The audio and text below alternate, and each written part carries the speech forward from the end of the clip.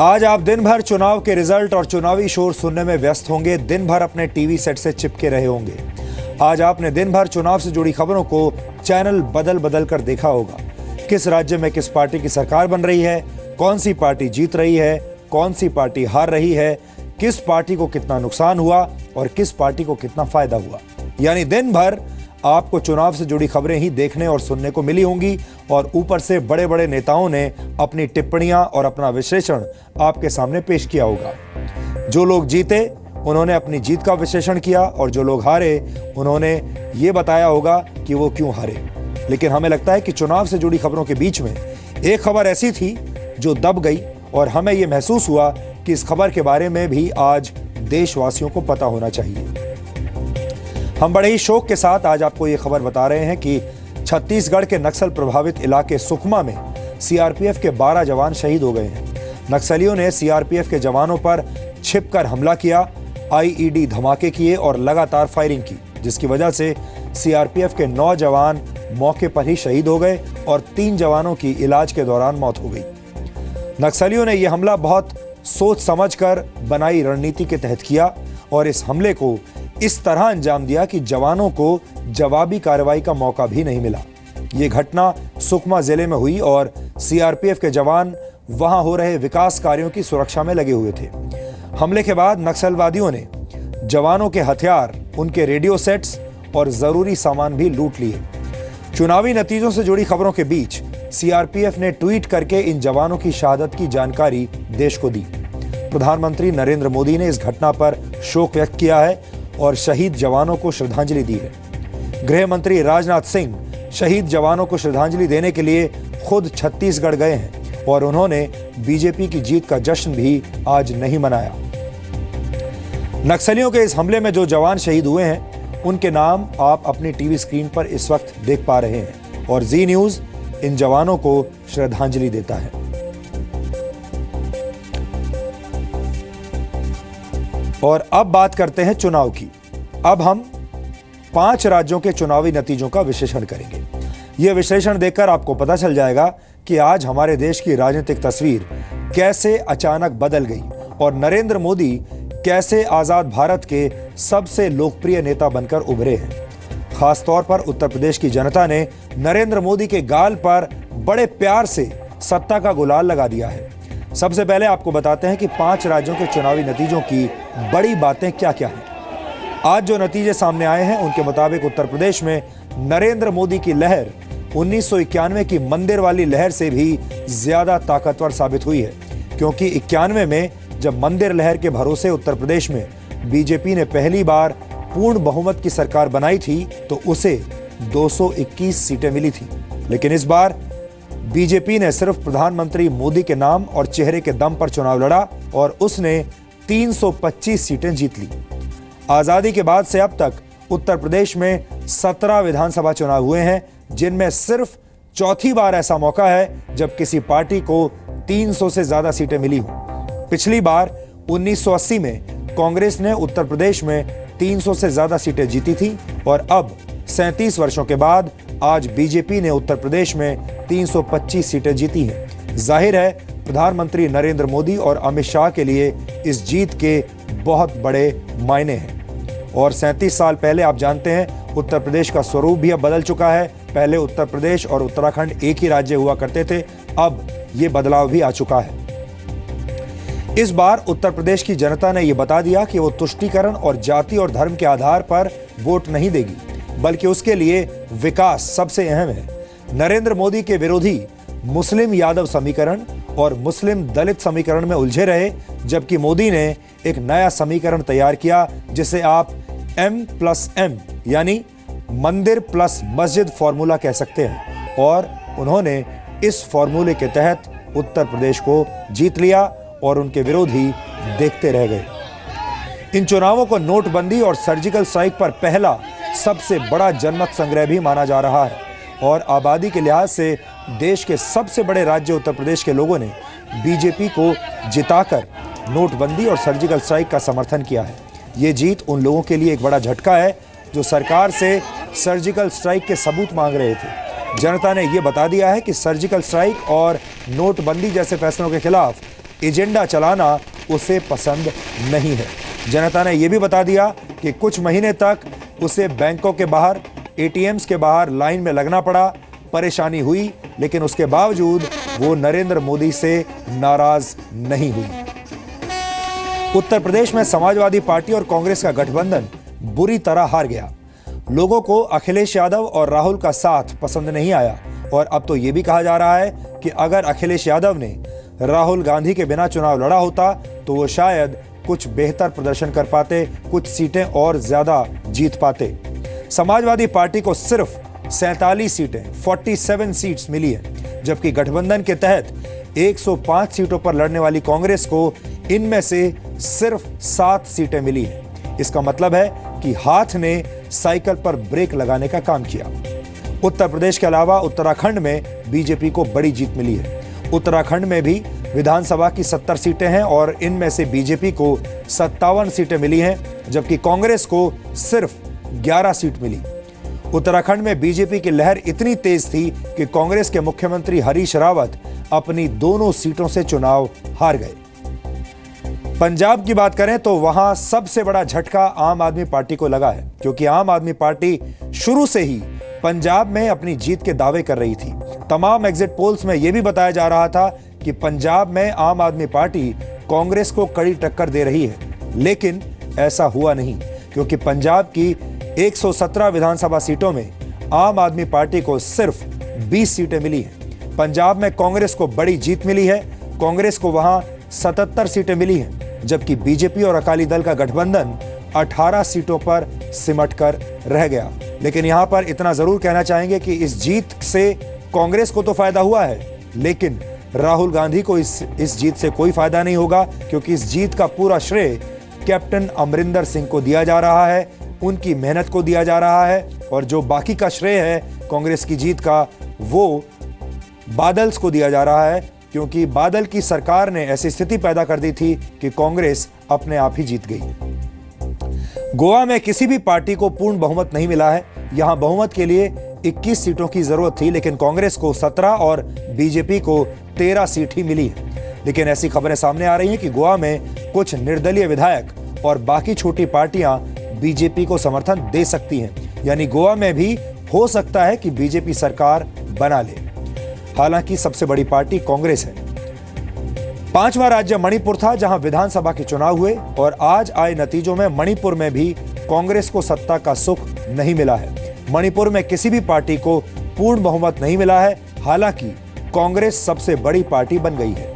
इन सारे नतीजों में सबसे बड़ा और असरदार नतीजा उत्तर प्रदेश का है और इस नतीजे ने नरेंद्र मोदी को देश का सबसे बड़ा नेता साबित कर दिया है, उनकी ब्रांड वैल्यू को कई गुना बढ़ा दिया है। उत्तर प्रदेश और उत्तराखंड में बीजेपी को बहुत बड़ी जीत मिली है। इसे देश की आजादी के बाद किसी पार्टी को मिली सबसे बड़ी जीत कहा जा रहा है और इस जीत का श्रेय प्रधानमंत्री नरेंद्र मोदी को दिया जा रहा है। और कहा जा रहा है कि जिस तरह वर्ष 2014 के लोकसभा चुनाव में नरेंद्र मोदी ने अकेले अपने दम पर सबको हरा दिया था, ठीक उसी तरह इन चुनावों में भी मोदी ने अकेले ही सबको हरा दिया है। उत्तर प्रदेश और उत्तराखंड जैसे बड़े राज्यों में बीजेपी को एक तरफा जीत मिली है। इसे भारत की राजनीति में टेक्टोनिक शिफ्ट माना जा रहा है। टेक्टोनिक शिफ्ट क्या होता है ये आप सोच रहे होंगे। जब धरती के नीचे मौजूद टेक्टोनिक प्लेट्स अपनी जगह से खिसकती हैं तो भूकंप आता है, और ऐसा माना जा रहा है कि अब भारत की राजनीतिक जमीन के नीचे मौजूद तुष्टीकरण, परिवारवाद और जातिवाद की टेक्टोनिक प्लेट्स अपनी जगह से खिसक गई हैं और जिन पार्टियों ने अपनी राजनीति तुष्टीकरण, परिवारवाद और जातिवाद जैसे मुद्दों की नींव पर खड़ी की थी, उनकी राजनीतिक इमारतें आज ढह गई।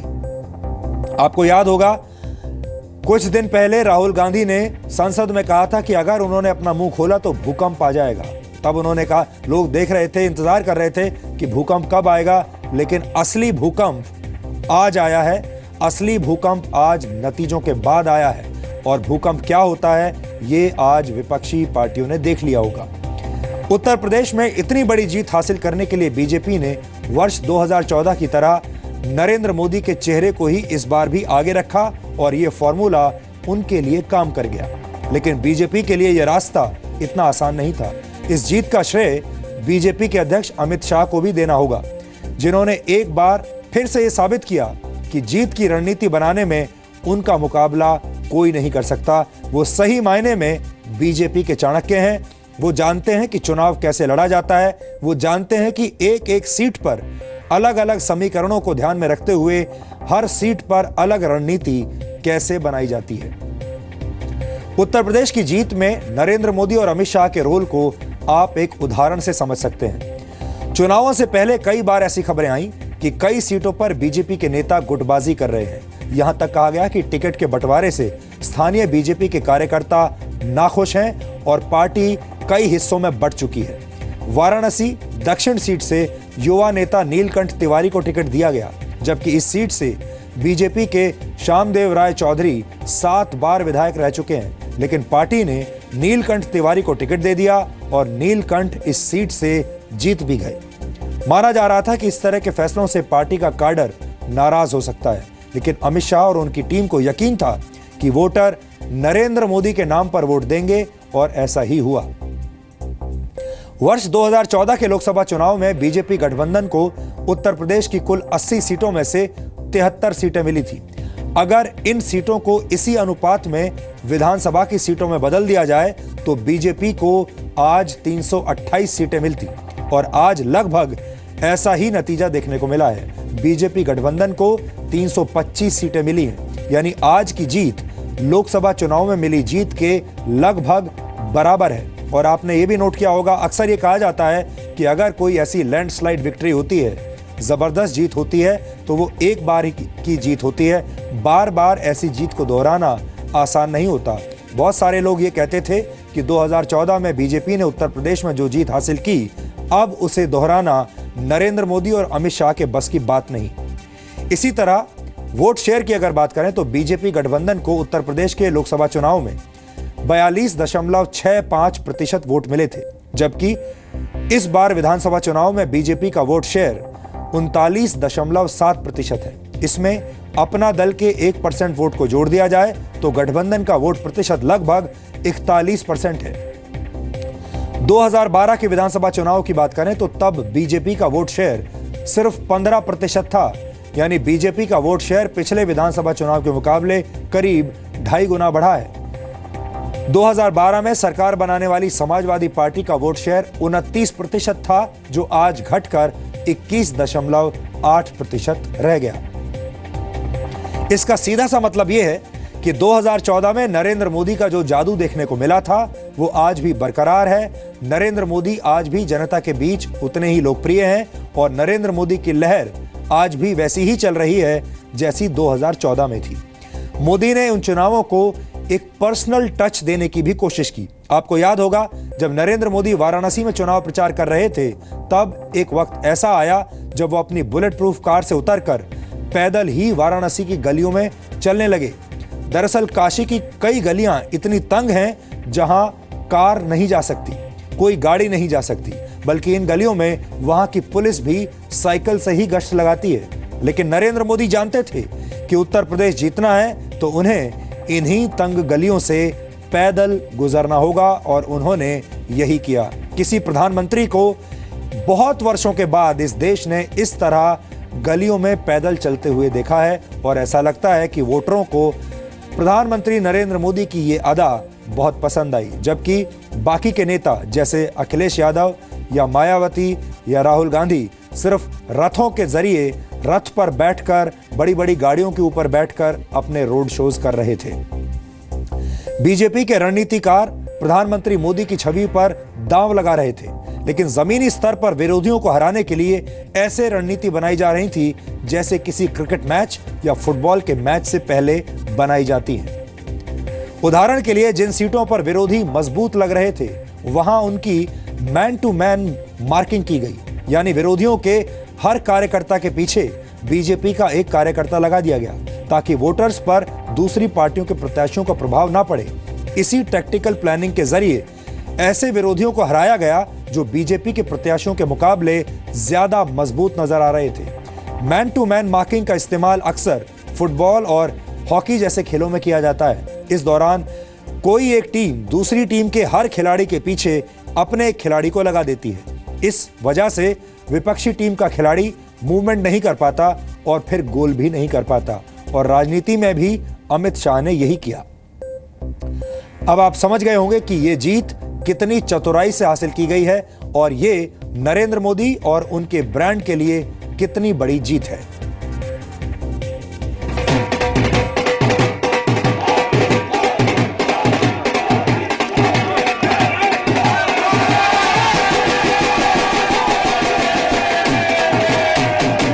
सपा, बसपा, कांग्रेस तीनों से मुक्ति।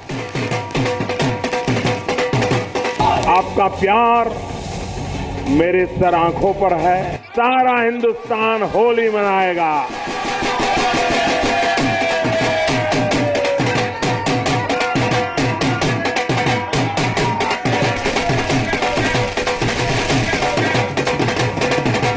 ये ब्रांड मोदी का जश्न है।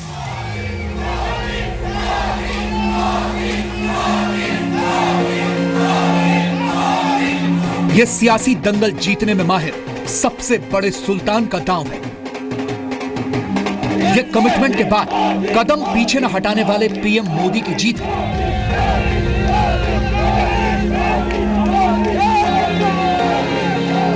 ये अटल फैसले और अडिग विश्वास वाले राजनीतिक हुनरमंद की विजय है। ये सियासी शतरंज के सबसे बड़े बाजीगर की जीत है। ये राजनीति के नंबर 1 ब्रांड यानी ब्रांड मोदी की जीत है।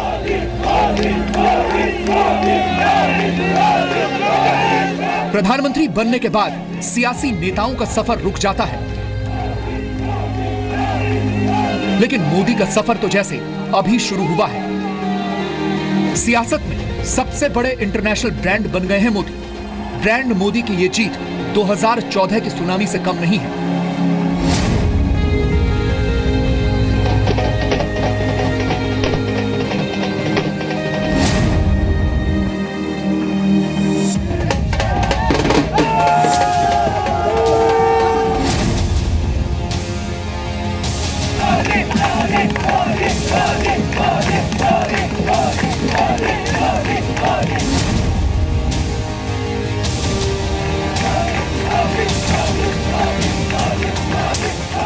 आज सबने ये स्वीकार करना पड़ेगा, हमारे विरोधी भी अगर स्पिरिट से देखते हैं तो उनको स्वीकार करने पड़ेगा कि आज़ादी के बाद के सबसे लोकप्रिय नेता बनकर श्री नरेंद्र मोदी आज देश के सामने उभरे हैं और इसमें किसी के मन में कोई संशय नहीं है। विकास के लिए सारे रास्ते अब प्रशस्त हुए हैं, खुले हैं। मोदी जी के नेतृत्व में भारतीय जनता पार्टी की सरकार उत्तर प्रदेश में विकास का एक नया युग शुरू करेगी। देश के सबसे बड़े राज्य यूपी में ब्रांड मोदी की महाजीत के बहुत मायने हैं। ये सिर्फ यूपी में ऐतिहासिक जीत नहीं, बल्कि सियासी दुनिया में बहुत बड़े बदलाव की तस्वीर है। उत्तर प्रदेश में प्रधानमंत्री मोदी ऐसे ब्रांड बनकर सामने आए हैं कि उनके सामने कोई दूसरा नेता टिकता नजर नहीं आ रहा। समाजवादी पार्टी के अध्यक्ष अखिलेश यादव और कांग्रेस के उपाध्यक्ष राहुल गांधी मिलकर भी ब्रांड मोदी के सामने नहीं टिक पाए। सोशल इंजीनियरिंग में माहिर और हाथी के सिंबल पर चुनाव लड़ने वाली मायावती का कद भी बहुत घट गया है। पता नहीं साहब, भविष्य में शायद पुरातत्व विभाग खोलना पड़ेगा कि इस देश में कोई कांग्रेस पार्टी थी क्या। अभी महाराष्ट्र में चुनाव हुआ, साफ हो गए। ओडिशा में चुनाव हुआ, साफ हो गए। कुछ बचा नहीं है साहब। ब्रांड मोदी यूपी के युवा सीएम अखिलेश पर बहुत भारी पड़ा। कांग्रेस के राहुल गांधी तो इस जंग में सिर्फ हारे ही नहीं, बल्कि बहुत बुरी तरह हारे हैं। और मायावती की दलगत राजनीति एक ही झटके में खत्म नजर आ रही है। बतौर पार्टी अध्यक्ष अखिलेश यादव अपना पहला चुनाव बुरी तरह हार गए। कांग्रेस के राहुल गांधी का गठबंधन भी कोई काम नहीं आया। मायावती को संसदीय चुनाव के 3 साल के बाद विधानसभा चुनाव में भी बहुत बड़ी हार का सामना करना पड़ा है। नरेंद्र मोदी की सियासी ब्रांडिंग अब ऐसे मुकाम पर है जहां तक पहुंचना दूसरों के लिए फिलहाल मुश्किल ही नहीं, नामुमकिन नजर आ रहा है। ब्रांड मोदी की महाविजय के मायनों को जरा गौर से समझिए।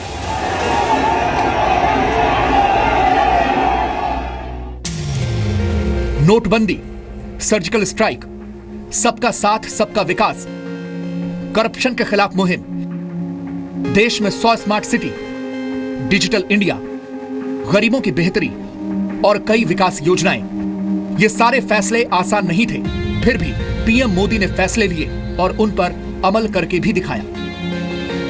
ये फकीरी है जिसने मुझे गरीबों के लिए लड़ने की ताकत दी है। मैं मानता हूं कि आजादी के बाद का सबसे बड़ा विजय है। आंकड़ों की गहराई में मैं नहीं गया, मगर उत्तर प्रदेश और उत्तराखंड अलग होने के बाद अभी जो विजय दिखाई पड़ती है, आजादी के बाद की सबसे बड़ी विजय है। मोदी की ब्रांडिंग ऐसी है जो अपने आप में सबसे अलग है। बड़ी चुनावी जीत के बावजूद पीएम मोदी आम आदमी से सीधा संवाद रखते हैं। बड़े फैसलों को लेकर वन मैन आर्मी की तरह चलते हैं। समाज के हर वर्ग को जोड़ने और साथ लेकर चलने की बात करते हैं। प्रधानमंत्री होकर भी देश के हर कोने में जाकर स्टार प्रचारक की भूमिका निभाते हैं। यूपी में उन्होंने 18 दिन में 24 रैलियां की। 3 दिन तक खुद वाराणसी में रहकर प्रचार अभियान में ताकत झोंक दी। अपनी नीतियों से उत्तर प्रदेश की जनता का विश्वास जीता। क्षेत्रीय दलों का वोट बैंक पूरी तरह तोड़कर रख दिया है। 1991 के बाद पहली बार यूपी में बीजेपी को पूर्ण बहुमत में ले आए। भाजपा की लड़ाई है, स्कैम का मतलब है एस समाजवादी, सी कांग्रेस, ए अखिलेश, एम मायावती। 2017 के विधानसभा चुनावों के नतीजों ने नरेंद्र मोदी को हिंदुस्तान की राजनीति में सबसे बड़े ब्रांड के रूप में स्थापित कर दिया है। 2014 के लोकसभा चुनाव के बाद 2017 के विधानसभा चुनाव नतीजों ने मोदी की ब्रांडिंग को देश की राजनीति में एक बार फिर से टॉप पर पहुंचा दिया है। ब्रांड मोदी के सामने विपक्ष में कोई बड़ा चेहरा नहीं बचा है। सोनिया और राहुल गांधी की कांग्रेस संसद से लेकर तमाम राज्यों तक लगातार सिमटती जा रही है। मुलायम सिंह, मायावती और नीतीश जैसे नेता ब्रांड मोदी से बहुत पीछे हैं। इतना ही नहीं, बीजेपी में भी मोदी के कद का कोई नेता नहीं है।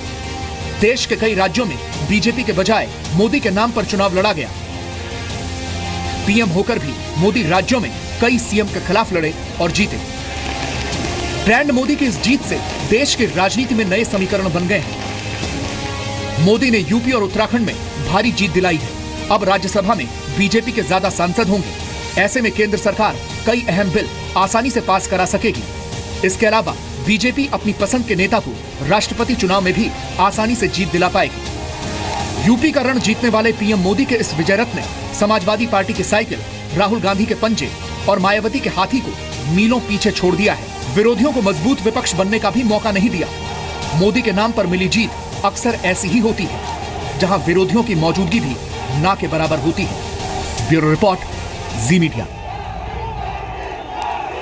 यहां पर हमें अमित शाह फैक्टर को नहीं भूलना चाहिए। आप बीजेपी के अध्यक्ष अमित शाह को चुनाव लड़ने वाली टीम मोदी का कोच भी कह सकते हैं, या ये भी कह सकते हैं कि वो ब्रांड मोदी के ब्रांड मैनेजर हैं। एक अच्छा कोच वही होता है, एक अच्छा ब्रांड मैनेजर वही होता है जो अपनी हार से सबक लेता है, टीम का मनोबल बढ़ाता है, जरूरत पड़ने पर टीम में बदलाव करता है और अपनी टीम को विजेता बनाता है। अमित शाह ने भी अपनी चुनावी टीम के साथ ठीक ऐसा ही किया। दिल्ली और बिहार जैसे राज्यों में हार मिलने के बाद अमित शाह ने अपनी रणनीति बदली और बहुत सारी सीख वहां से हासिल की और आज अपनी टीम को सबसे बड़ा विजेता बना दिया। अगर दिल्ली और बिहार के बाद वो उत्तर प्रदेश में भी इस बार फेल हो जाते तो उनकी हालत आज पार्टी में बहुत कमजोर हो जाती और उनके नेतृत्व पर भी बीजेपी में ही सवाल उठने शुरू हो जाते।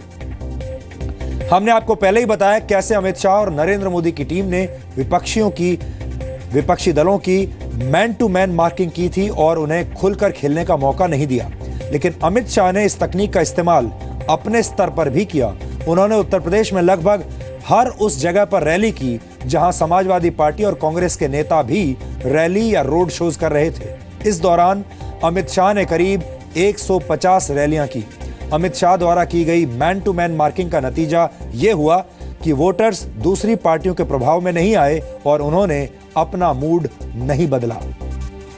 उदाहरण के लिए, जिस वक्त राहुल गांधी और अखिलेश यादव इलाहाबाद में अपना रोड शो कर रहे थे, ठीक उसी वक्त उसी रूट के आसपास उसी जगह अमित शाह ने भी अपना रोड शो किया। वाराणसी में नरेंद्र मोदी का रोड शो भी इसी तर्ज पर प्लान किया गया था। इतना ही नहीं, अमित शाह ने पोलिंग बूथ्स का माइक्रो मैनेजमेंट किया।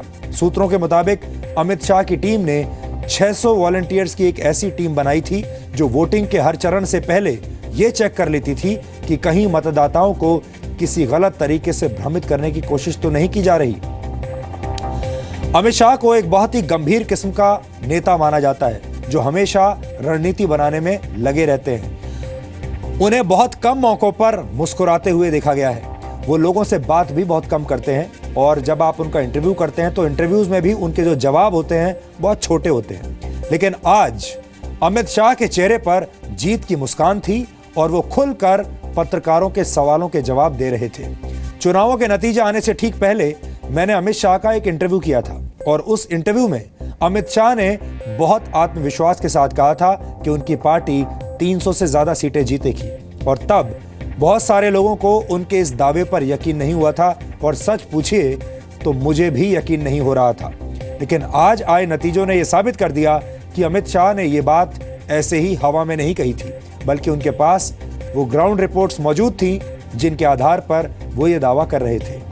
ये एक ऐसा वक्त है जब कई राजनीतिक पार्टियां चुनावी तैयारियों के लिए प्राइवेट कंपनियों को हायर कर लेती हैं। ये कंपनियां ही कैंपेन डिजाइन करती हैं और चुनाव जिताने का दावा करती हैं। नेता सिर्फ इन कंपनियों द्वारा सुझाए गए इलाकों में जाकर प्रचार करते हैं, इन कंपनियों द्वारा लिखे गए डायलॉग्स बोलते हैं या फिर नई नई पंच लाइन्स और जुमले जनता को देते हैं। इसके ठीक उलट अमित शाह राजनीति की दुनिया के एक ऐसे सीईओ हैं जो अपने प्रोडक्ट का सर्वे करने के लिए खुद मैदान में उतरते हैं, उसकी जांच परख करते हैं, अपनी टीम को साथ लेकर चलते हैं, जरूरत पड़ने पर सख्त फैसले लेते हैं और तमाम दावों को गलत साबित करते हुए अपनी टीम को जीत दिलाते हैं। और अमित शाह की इसी परिपक्वता की एक झलक मुझे उनके उस इंटरव्यू में दिखाई दी थी जो हमने बनारस में शूट किया था।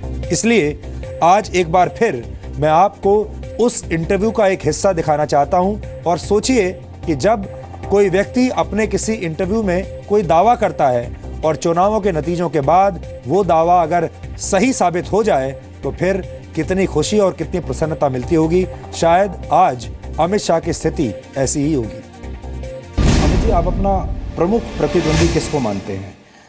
सपा और कांग्रेस के गठबंधन को मानते हैं या मायावती को मानते हैं? देखिए, मुझे लगता है अब प्रतिस्पर्धा 1 नंबर के लिए नहीं रही है, 2 नंबर और 3 नंबर के लिए चल रही है। धीरे बसपा भी अब काफ़ी अच्छा कर रही है। गठबंधन बहुत पिछड़ चुका है चुनाव में। आप असल में दिल से ये चाहते हैं कि बसपा भी अच्छा करे? हमारे चाहने ना चाहने से कुछ नहीं होता, जनता चाहती है वही होता है चुनाव में। मैंने ये भी सुना है कि आपकी बैठकें जो हैं आजकल चुनावी बैठकें रात भर चलती हैं। कानपुर में, लखनऊ में आपने पूरी रात बैठकें की, सुबह 3, 4, 5 बजे तक बैठकें हुई। तो ये एक मेहनत की निशानी है या एक बेचैनी की निशानी है? 300 तक पहुंचने की। बट कहीं ऐसा तो नहीं कि आपकी रातों की नींद उड़ी हुई है?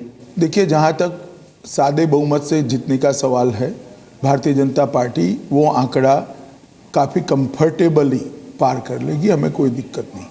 103 सीटों पर कांग्रेस पार्टी के पास कैडर ही नहीं है और सपा का कैडर कांग्रेस के प्रत्याशियों को स्वीकार नहीं करता है। 103 सीटें छोड़कर अगर कोई पार्टी चुनाव लड़ती है तो मैं नहीं मानता वो बहुमत की दिशा में आगे बढ़ सकती है। क्या आपकी कैलकुलेशन में कहीं ये भी है कि हो सकता है कि हंग असेंबली भी आ जाए और उस वक्त आप क्या करेंगे? दूर दूर तक नहीं है सुधीर जी। मेरा आपको एक रिक्वेस्ट है, यहाँ से गाड़ी लेकर आप लखनऊ पहुँच जाइए तो आपको मालूम पड़ जाएगा सरकार किसकी बनने, कन्फ्यूजन नहीं रहेगा। घोषणा पत्र और गाड़ी लेकर निकलिए, हर 10 किलोमीटर को किसी को पकड़कर पूछते रहिए, कहीं ढाबे पे खाना खाइए, कहीं ढाबे पर चाय पीजिए, तो मालूम पड़ जाएगा सरकार किसकी बन रही है। 5 राज्यों में आपका आकलन अभी तक कैसा? भी तो हम उत्तर प्रदेश की बात कर रहे थे, लेकिन पंजाब, देखिए, उत्तराखंड, उत्तर प्रदेश और गोवा में हम निश्चित रूप से अच्छे बहुमत के साथ सरकार बनाने जा रहे हैं। एक पंजाब में मध्य त्रिकोणीय कांटे की टक्कर है, अभी इसका अनुमान लगाना उचित नहीं होगा, कोई अनुमान नहीं लगा सकता। जो अनुमान लगाते हैं वो मुझे लगता है कि सच नहीं है। बीजेपी का चाणक्य उत्तर प्रदेश में यूपी के लड़कों से लड़ रहा है। इस लड़ाई में आपको कितना मज़ा आ रहा है? और एक आपसे आपका कैलकुलेशन हम जानना चाहते हैं, अपना भी और बाकियों का भी। देखिए, मैं बताता हूँ आपको, हम पहले 3 चरण में 140 से ज़्यादा सीट जीतेंगे। अमित जी बहुत बहुत शुक्रिया हमसे बात करने के लिए, और इंतज़ार रहेगा 11 मार्च का, और उसके बाद फिर आपके इस कैलकुलेशन को हम मैच करेंगे कि जनता का जो कैलकुलेशन है और आपका कितना जी मैच करता है। सुधीर जी, मैं तो ऑन रिकॉर्ड बोल रहा हूँ ना जी, और सोच समझ कर बोल रहा हूँ।